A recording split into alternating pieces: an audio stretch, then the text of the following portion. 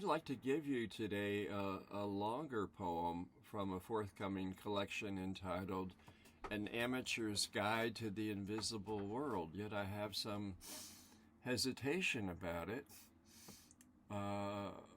that comes from the recent analytics I've done on a lot of my videos, and that is the average view length that even for my most popular videos that might, be like only 2 or 3 minutes,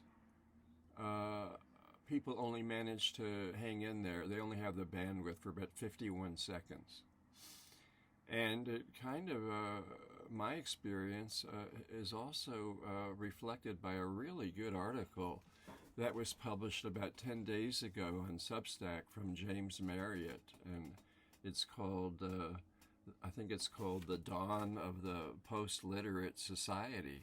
And one of the things he was saying is that since the advent of the cell phone, the smartphone, that we as a culture have become increasingly less smart, and younger people especially don't have the bandwidth that people once had, for absorbing material.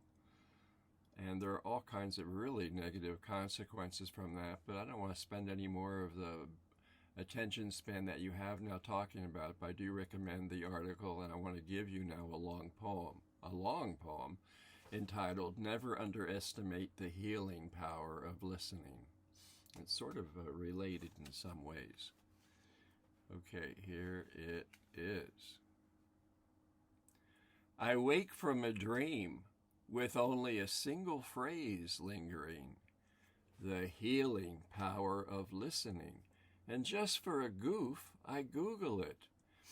But the internet, seldom much help for the soul, mentions only, never underestimate the healing power of listening to your favorite music on full blast while jumping around the house like an idiot.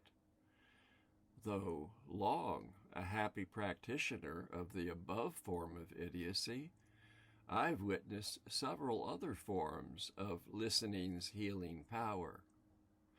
One lies in the empathic, heartfelt listening warm-blooded creatures may have stored in their cells from the early attentiveness of mothers.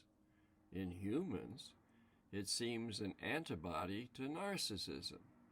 And another is when we listen in the old, simple way of shamanic hunters who too feel kinship with the object of their listening.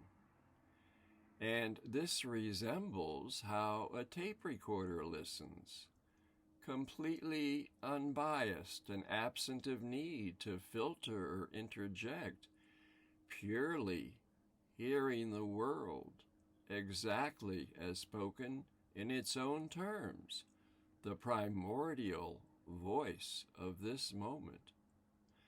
But many of us were never really listened to in any of these ways, and so never learned to speak in a fully trusting, intimate way.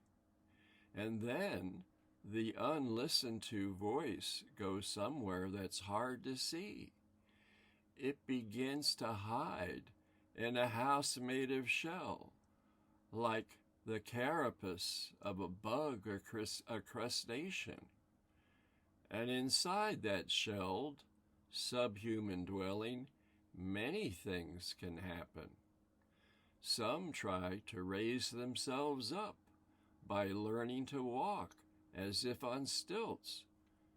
But it's kind of hard to move through life ungrounded like that, for it leaves them with the fear of falling and risky, vulnerable missions endured while having to prop up a shaky, elevated self. Others retreat yet further into the closet of this shell, and shamed, try not to be seen or heard at all.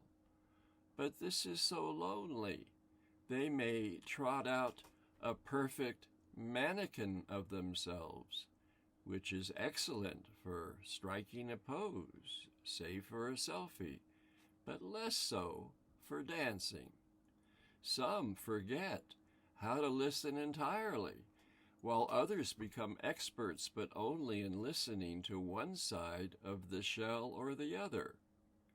And being inside a self-absorbed shell makes the rest of life seem perilously out there, and so the need to protect against it, always keeping others some distance away, and the shell makes us thick and fragile at the same time, and we begin to think the bounded thoughts of a shell as if this husk is what we are, a defendedness that must be maintained always, this shell like the scab around a wound.